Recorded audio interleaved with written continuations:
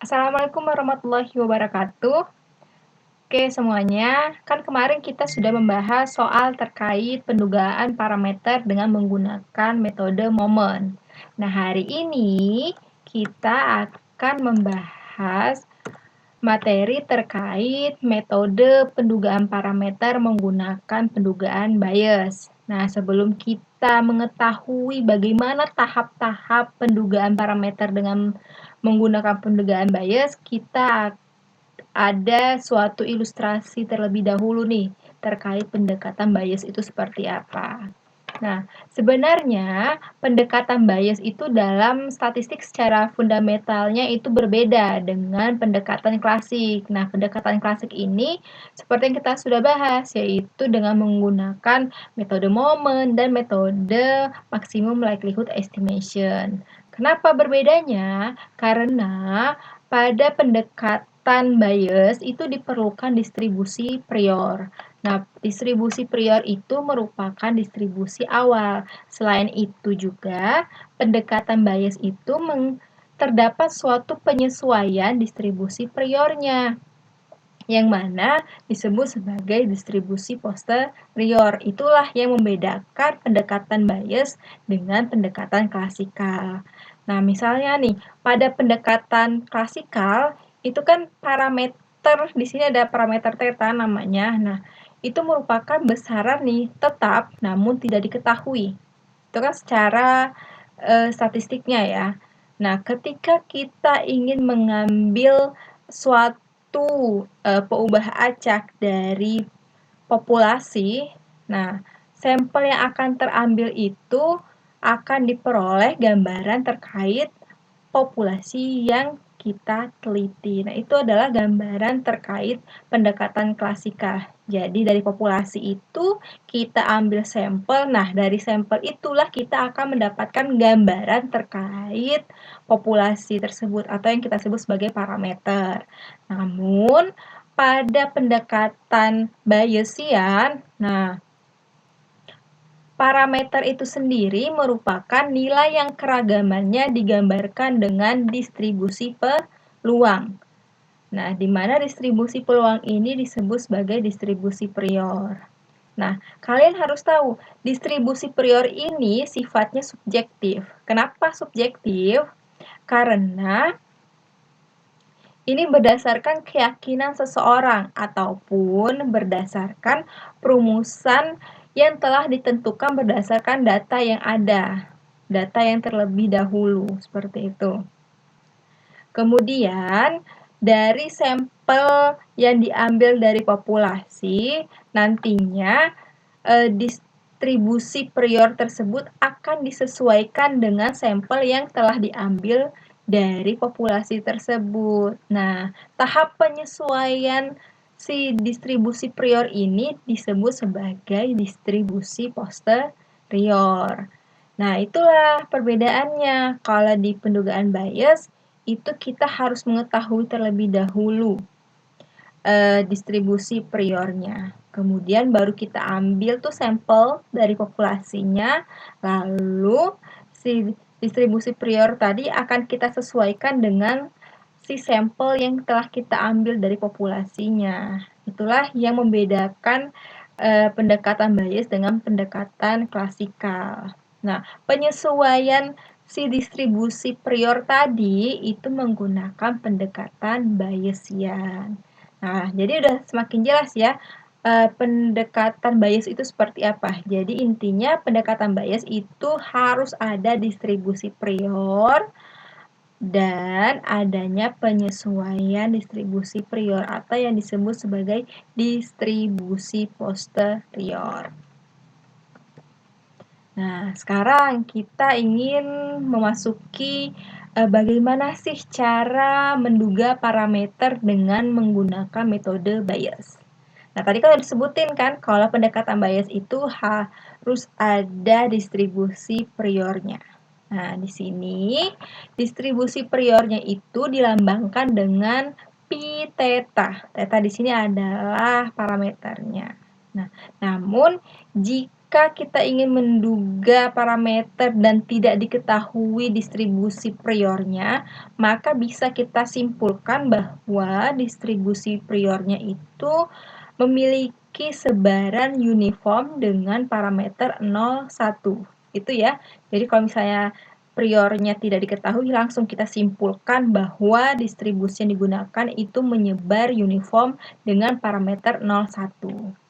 Nah, kemudian selain harus diketahui distribusi priornya, kita juga harus mengetahui fungsi kepekatan peluang gabungan dari si peubah acak X yang diberikan oleh theta. Maksudnya di sini yang diberikan oleh theta itu adalah peluang bersyaratnya. Karena kan udah seperti yang kalian ketahui, pendekatan Bayes itu merupakan pendekatan bersyarat. Nah, di sini dapat dilihat fungsi kepekatan peluang bersyaratnya itu diperoleh dengan memprodukkan fungsi kepekatan peluang bersyaratnya. Kemudian selain itu juga kita harus mengetahui fungsi kepekatan peluang gabungan antara peubah X dan parameternya. Bagaimana caranya untuk mengetahui fungsi kepekatan peluang gabungan antara peubah X dan parameternya? Nah, dengan cara melakukan perkalian antara fungsi kepekatan peluang gabungannya dengan distribusi priornya. Jadi kepekatan peluang gabungan antara peubah X dan theta atau parameternya itu dengan mengkalikan peluang bersyaratnya dengan distribusi priornya. Nah, step selanjutnya setelah kita menentukan fungsi kepekatan peluang gabungan antara peubah X dan parameternya. Nah, langkah selanjutnya adalah menentukan fungsi kepekatan peluang marginal dari peubah X-nya. Bagaimana caranya? Nah, untuk menentukan fungsi kepekatan peluang marginal ini, kita harus melihat dulu daerah parameternya. Apakah dia merupakan peubah acak kontinu atau peubah acak diskret. Inilah yang menentukan nantinya untuk menentukan apakah harus diintegralkan atau summarize-kan. Ketika nilai parameternya itu adalah peubah acak kontinu, berarti berupa interval ya, maka fungsi kepekatan peluang marginal dari X-nya itu yaitu diperoleh dengan cara mengintegralkan batas bawah sampai batas atasnya itu adalah daerah dari parameternya terhadap fungsi kepekatan gabungan antara X dan theta-nya. Gitu caranya untuk mencari fungsi kepekatan peluang marginal. Jadi cukup mengintegralkan dari fungsi kepekatan peluang gabungan antara peubah X dan parameter theta-nya. Kemudian selanjutnya kalau misalnya daerah parameter theta-nya itu berupa peubah acak diskrit, maka kita harus melakukan sum terhadap fungsi kepekatan peluang gabungan antara X dan theta-nya. Seperti itu ya. Jadi berbeda ya, jadi harus diidentifikasikan dulu daerah parameternya itu apakah peubah acak kontinu atau peubah acak diskrit. Nah, langkah selanjutnya yaitu baru menentukan distribusi posteriornya. Caranya yaitu dengan membagikan antara fungsi kepekatan peluang gabungan antara X dan parameternya terhadap fungsi kepekatan peluang marginal. Jadi tinggal dibagikan aja tuh fungsi kepekatan peluang gabungan antara X dan parameter dan fungsi kepekatan marginal. Kan tadi sebelumnya udah kita cari ya. Oke. Nah, terus gimana caranya untuk menentukan penduganya? Sedangkan tadi kan tahap-tahapannya baru sampai distribusi posteriornya. Nah, caranya adalah dengan meminimumkan nilai ekspektasi dari loss function-nya. Nah, loss function-nya itu apa? Nah, loss function-nya itu itu adalah nilai dari distribusi posteriornya. Jadi, kalau misalnya ingin mencari pendugaan parameter dengan metode Bayes, setelah kita menemukan distribusi posteriornya, maka kita cari nilai ekspektasi dari distribusi posteriornya. Ini ya, jadi ya, kan ekspektasi dari distribusi posteriornya. Nah, itulah tahapan-tahapan pendugaan Bayes. Jadi, bisa kita simpulkan. Jadi, terdapat 5 tahapan dalam menduga parameter dengan menggunakan metode Bayes. Yang pertama, tentukan dulu fungsi sebaran bersamanya, yaitu dengan memprodukkan fungsi sebaran bersama atau fungsi bersyaratnya. Langkah kedua yaitu dengan mencari fungsi sebaran antara X dan parameternya, yaitu mengkalikan fungsi bersyaratnya dengan distribusi priornya. Kemudian tahap ketiga yaitu menentukan fungsi peluang marginal X-nya.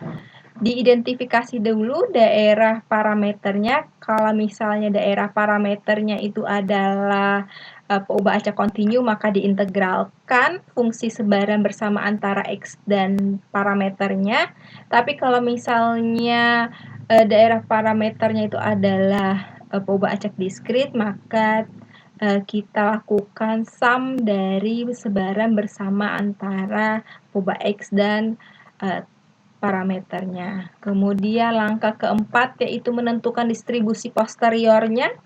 Lalu langkah terakhir yaitu dengan cara meminimumkan loss function-nya, yaitu mencari nilai ekspektasi dari distribusi posterior. Nah, itulah adalah tahapan-tahapan pendugaan metode Bayes.